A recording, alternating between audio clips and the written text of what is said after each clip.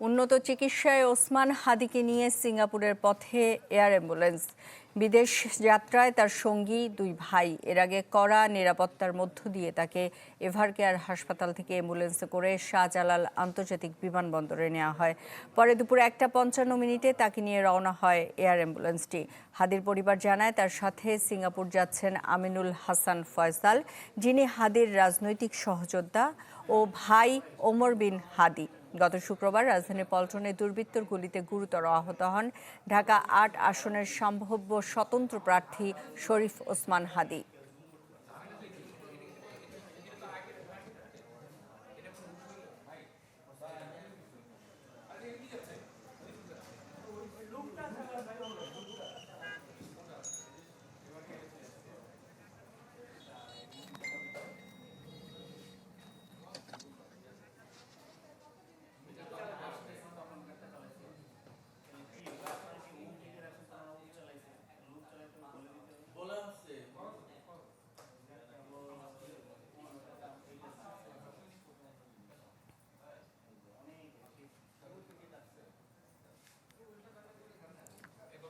Bengal inspire অ্যাপে banking এখন হাতের মুঠোয়। ঘরে বসেই 24/7 ব্যাংকিং সেবা পেতে ইনস্টল করুন এখনই। শাহজালাল বিমানবন্দর থেকে এ বিষয়ে আরও জানাতে আমাদের সাথে যোগ দিচ্ছে হিরণ খান। হিরণ, মাত্রই তো এয়ার অ্যাম্বুলেন্সটি গেল, আপনার কাছে আর কি তথ্য আছে জানাবেন। সুস্মিতা, চ্যানেল 24-এর পর্দায় ইতিপূর্বে দর্শকরা দেখেছে যে আমাদের মমিন ভাই, আমাদের সিনিয়র ক্যামেরা পার্সন মমিন ভাইয়ের ড্রোনের ক্যামেরায় এবং আমাদের ক্যামেরায় দেখতে পেলেন যে এয়ার অ্যাম্বুলেন্সটি সেটি রওনা হয়েছে ওসমান হাদিকে নিয়ে। এবং ওসমান হাদিকে আমরা যতটুকু এখন পর্যন্ত জানতে পেরেছি যে এই এয়ার অ্যাম্বুলেন্সে সব ধরনের প্রস্তুতি রয়েছে, যেই প্রস্তুতিতে আসলে সে সুস্থ যে অবস্থায় রয়েছে সে অবস্থায় সিঙ্গাপুর যেয়ে পৌঁছায়। এবং আপনি জানেন যে ইতিপূর্বে ডাক্তাররা বলেছেন যে তার মস্তিষ্ক ফুলে গেছে, মস্তিষ্কে রক্তচাপ বৃদ্ধি পেয়েছে, হার্টবিট বেড়ে গেছে, যার কারণে তাকে খুব দ্রুত আসলে এই সিঙ্গাপুরে নিয়ে যাওয়া হলো এয়ার অ্যাম্বুলেন্স 2AMBOর মাধ্যমে। এবং এই 2AMBO এয়ারক্রাফটটি এর আগেও বাংলাদেশে এসেছে এবং বেশ কয়েকজন যারা গুরুত্বপূর্ণ রোগীরা রয়েছেন এবং আশঙ্কাজনক অবস্থায় যারা থাকেন তাদেরকে আসলে নিয়ে যায়। এবং এই যেই উড্ডয়ন প্রক্রিয়া, সেই প্রক্রিয়া প্রায় 11:30 থেকে 1:30 পর্যন্ত আইনশৃঙ্খলা বাহিনীর সদস্যরা এই যে রাস্তাটি এভারকেয়ার এবং এয়ারপোর্টের যে রাস্তাটি সেটি আসলে বলা যেতে পারে নিরাপত্তার চাদরে মুড়ে রেখেছিলেন। আরেকটি বিষয় জানিয়ে রাখি, দর্শকরা হয়তো বা জানতে চাবেন যে যারা সন্ত্রাসীরা তাদেরকে এখনো পর্যন্ত গ্রেপ্তার করা হচ্ছে কিনা। এখন পর্যন্ত যে তথ্য আমরা পেয়েছি, মূলত র্যাপিড অ্যাকশন ব্যাটালিয়ন র্যাব 2জনকে এবং গতকালকে 3জনকে, মোট 5জনকে গ্রেপ্তার করেছেন এই ঘটনায়। এবং এই ঘটনায় মোটরসাইকেল, যে মোটরসাইকেলে করে সন্ত্রাসীরা গুলি করেছে সেই মোটরসাইকেলের মালিককে গ্রেপ্তার করেছে, হান্নানকে। এবং তিনি আদালতে বলেছেন যে সেই মোটরসাইকেলে তিনি বিক্রি করে দিয়েছেন, এমন তথ্য কিন্তু তিনি দিয়েছেন। এবং যে 2জন সন্ত্রাসীকে এখন পর্যন্ত শনাক্ত করেছে আইনশৃঙ্খলা বাহিনীর সদস্যরা, ফয়সালকে এবং যে মোটরসাইকেল চালাচ্ছিল তাকে, তারা কিন্তু এখন পর্যন্ত আইনশৃঙ্খলা বাহিনীর সদস্যরা বিভিন্ন সূত্র থেকে এবং অসমর্থিত সূত্র থেকে আমরা জানতে পেরেছি যে তারা ট্রেসলেস, অর্থাৎ তাদেরকে চিহ্নিত করা, এখন কোথায় আছেন সে বিষয়ে কিন্তু এখনো পর্যন্ত আইনশৃঙ্খলা বাহিনীর সদস্যরা আনুষ্ঠানিকভাবে কোনো তথ্য আমাদেরকে দেননি। বিভিন্ন সূত্র থেকে আমরা যতটুকু জানতে পেরেছি তারা ময়মনসিংহের হালুয়াঘাট থেকে পার্শ্ববর্তী দেশ ভারতে পালিয়ে গেছেন, এমন তথ্য কিন্তু গতকাল রাতে আমরা বিভিন্ন সূত্র থেকে আমরা পেয়েছি।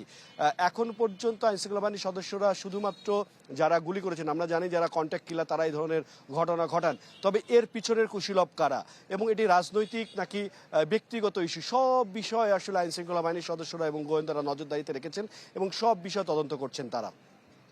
এই ছিল এখান থেকে সর্বশেষ। সুস্মিতা। হিরণ, আপনাকে ধন্যবাদ।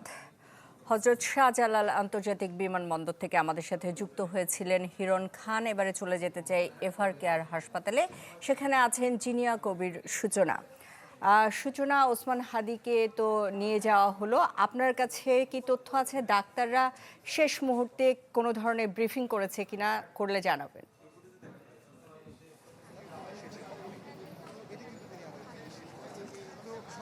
সুস্মিতা, মেডিকেল বোর্ডের বৈঠক শেষে এবং ব্রিফিংয়ের আগে কিন্তু শরীফ ওসমান হাদিকে সর্বোচ্চ আশঙ্কাজনক অবস্থায় অ্যাম্বুলেন্সে করে এয়ারপোর্টের উদ্দেশ্যে নিয়ে যাওয়া হয় এবং তার পরপরই ঢাকা মেডিকেলের যিনি আবাসিক সার্জন নিউরো সার্জারি বিভাগের ডাক্তার আব্দুল আহাদ, যিনি শরীফ ওসমান হাদির যে প্রথম যে অস্ত্রোপচারটি হয় ঢাকা মেডিকেল কলেজ হাসপাতালে, তিনি তার সেই সার্জারি টিমে ছিলেন। তিনি কিন্তু আমাদেরকে একটি সংবাদকর্মীদেরকে একটি সংবাদ সম্মেলনের মাধ্যমে তার সর্বশেষ পরিস্থিতি জানিয়েছেন। তিনি বলেছেন যে গুলিবিদ্ধ হওয়ার পর থেকে আজকের দিন পর্যন্ত আসলে শরীফ ওসমান হাদির শারীরিক অবস্থার তেমন কোনো উন্নতি হয়নি এবং তিনি যেটি বলেছেন যে আসলে সিঙ্গাপুরের চিকিৎসা ব্যবস্থা এবং বাংলাদেশের চিকিৎসা ব্যবস্থার সাথে খুব একটা পার্থক্য নেই, কিন্তু ইনফেকশন বা সংক্রমণের যে ভয়, সেই ভয়টির কারণেই কিন্তু মূলত তাকে সিঙ্গাপুরের জেনারেল হাসপাতালের যে অ্যাক্সিডেন্ট ইমার্জেন্সি বিভাগ, সেখানে শরীফ ওসমান হাদির সব ধরনের চিকিৎসার ব্যবস্থা করা হয়েছে। এবং আরেকটি বিষয় তিনি আমাদেরকে জানিয়েছেন যে শরীফ ওসমান হাদির বিষয়ে আসলে বারবার সকাল থেকে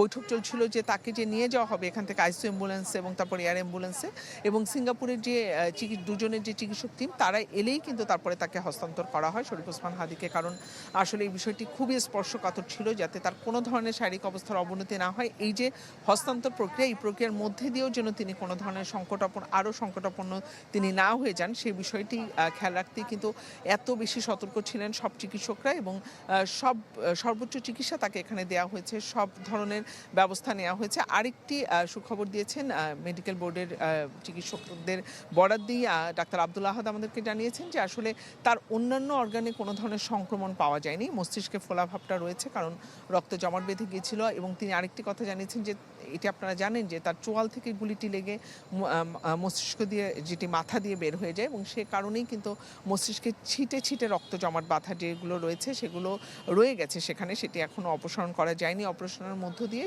এবং আরেকটি বিষয় হচ্ছে শরীফ ওসমান হাদির ব্রেনে কিন্তু অক্সিজেন পৌঁছাচ্ছে না, এই কারণে পানি বেড়ে যাচ্ছে কিংবা মস্তিষ্কে ফোলা ভাবটা রয়েই যাচ্ছে। এই সব বিষয়ের মধ্যে দিয়েই সর্বোচ্চ আশঙ্কাজনক পরিস্থিতিতেই আসলে সুস্মিতা ওসমান হাদি সিঙ্গাপুরের উদ্দেশ্যে রওনা হলো। সূচনা, আপনাকে ধন্যবাদ।